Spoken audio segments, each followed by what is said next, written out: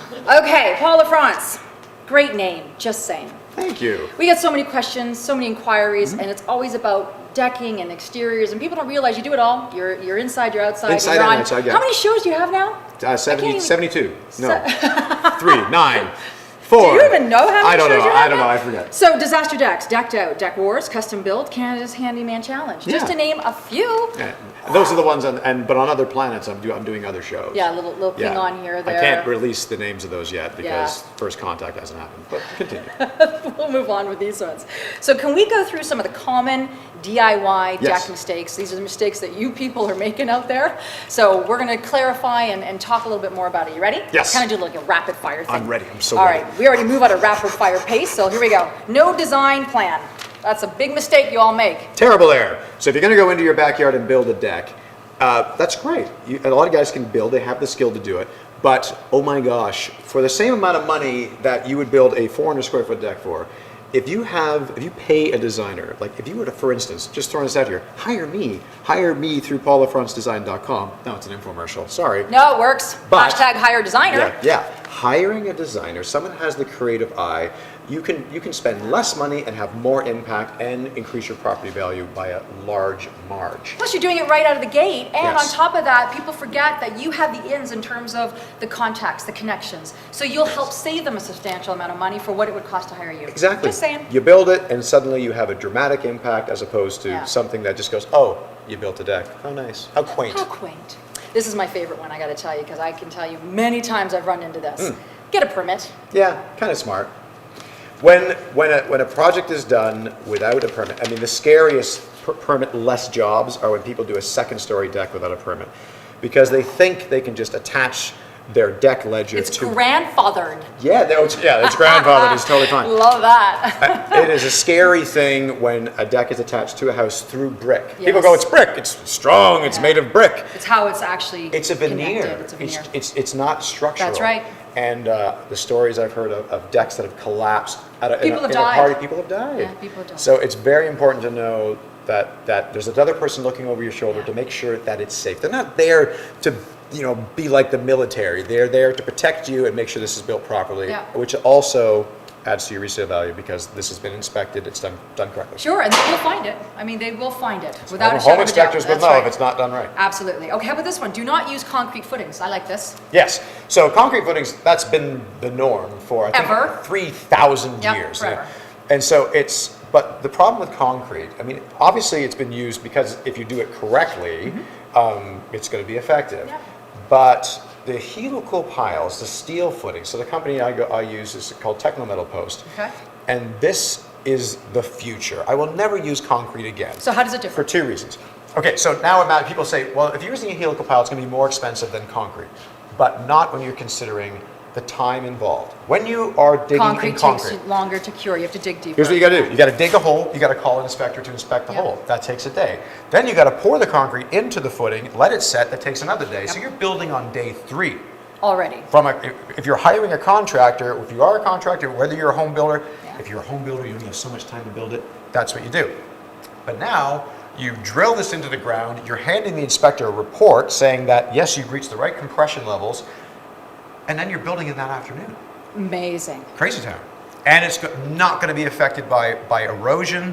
You're not going to have freeze-thaw issues where you have hydrostatic pressure or underground water systems Cracking. with frost, causing it to Yeah, raise and heaving. lower. Yep. Way of the future.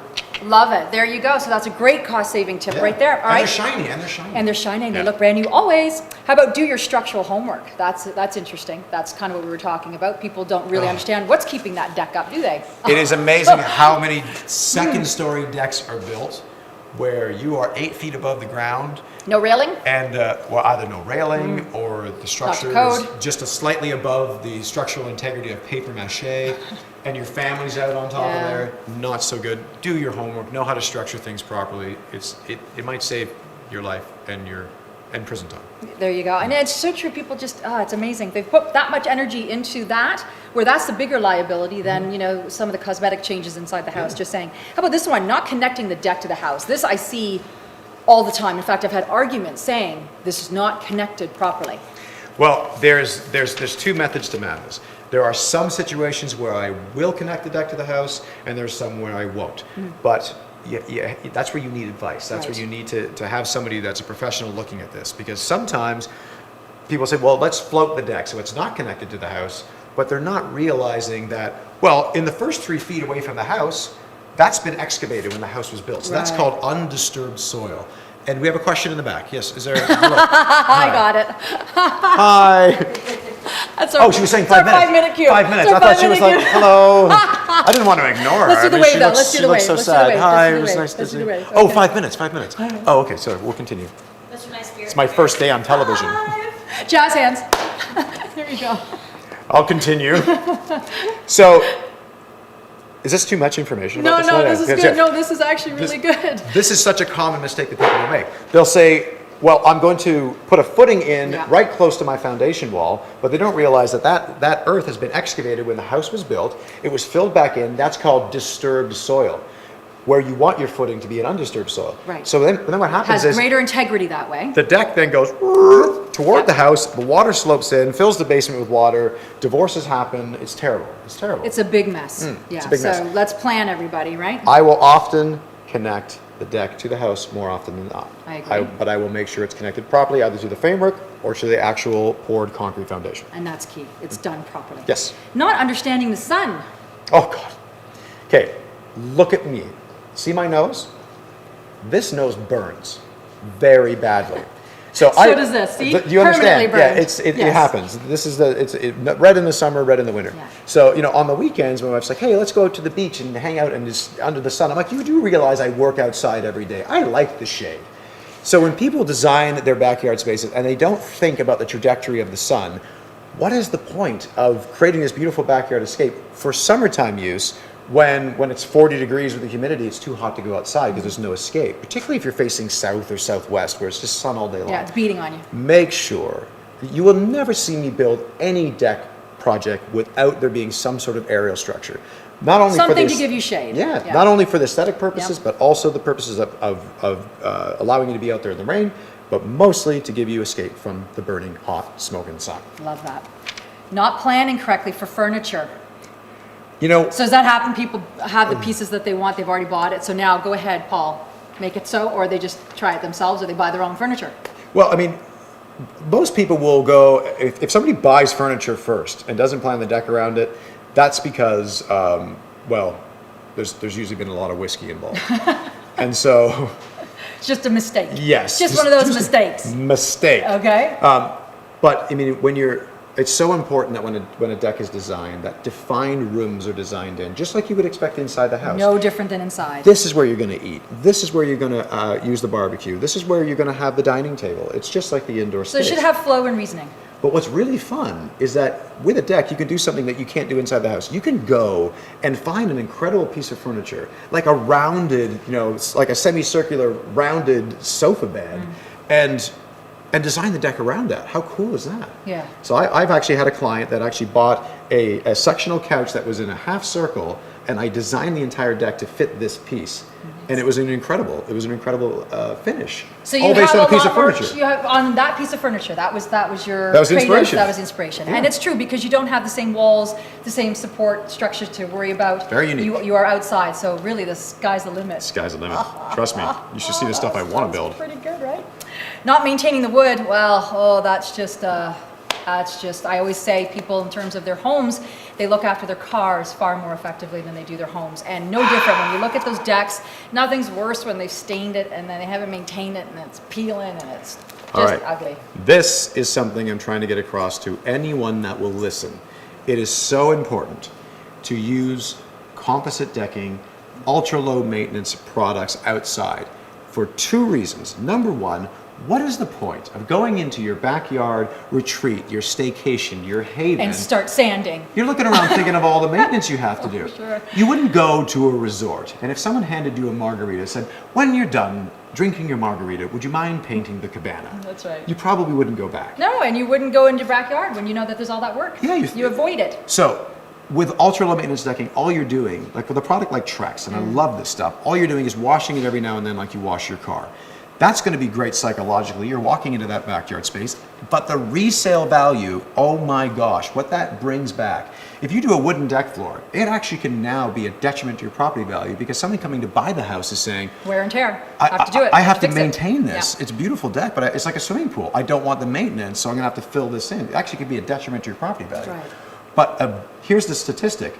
A composite deck that is so boring it makes my eyes bleed will give you 90% return on investment. Huge. So imagine if it's got some creativity, that's where your property value goes to the roof. And Paul, you've got to admit, the choices now, I mean, it really has come a long, long Yes, way. it The has. colors, the choices, just the styles, it's incredible. Yeah, because thicknesses, width. I'm pretty sure that in the past, when composite decking colors were chosen, there wasn't a woman around within a 100-mile radius. It was a Friday night, there was a lot of beer, and then it was like, I think salmon's a lovely color for a deck surface, you know? And it wasn't, you know, and the women are going, oh no. So with a product like Trex, I mean, you can tell that there was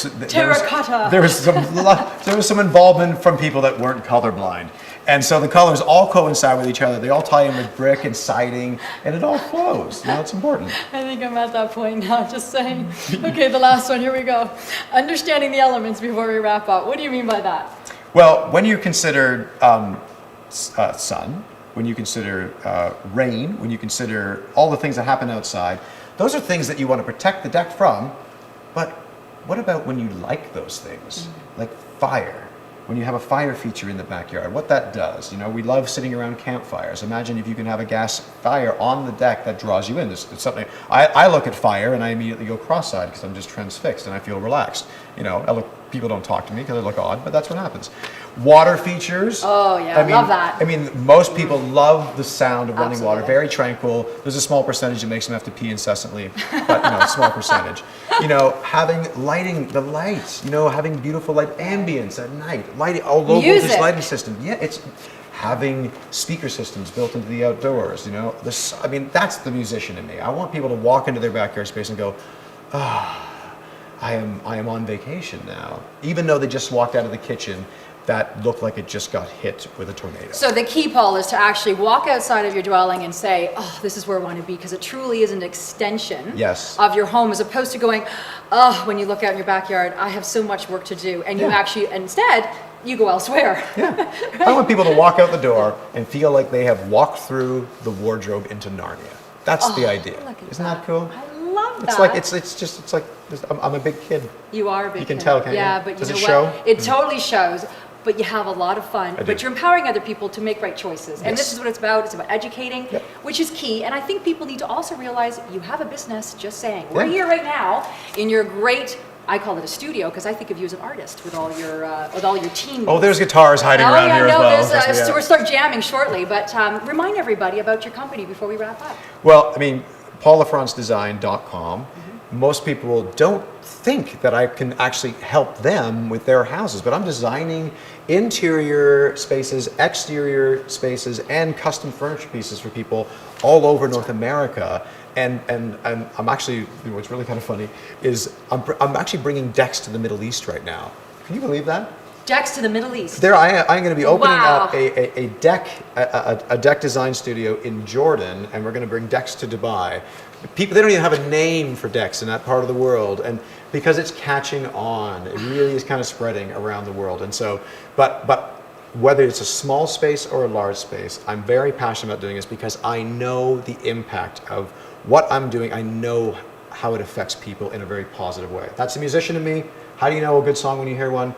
Because it moves you. It's the emotional response. You experience, you feel it. Yeah. Well, you move me. Oh, darling. That's now I'm all shy. Yeah, Let's walk. Together. Bye. Let's go. See ya.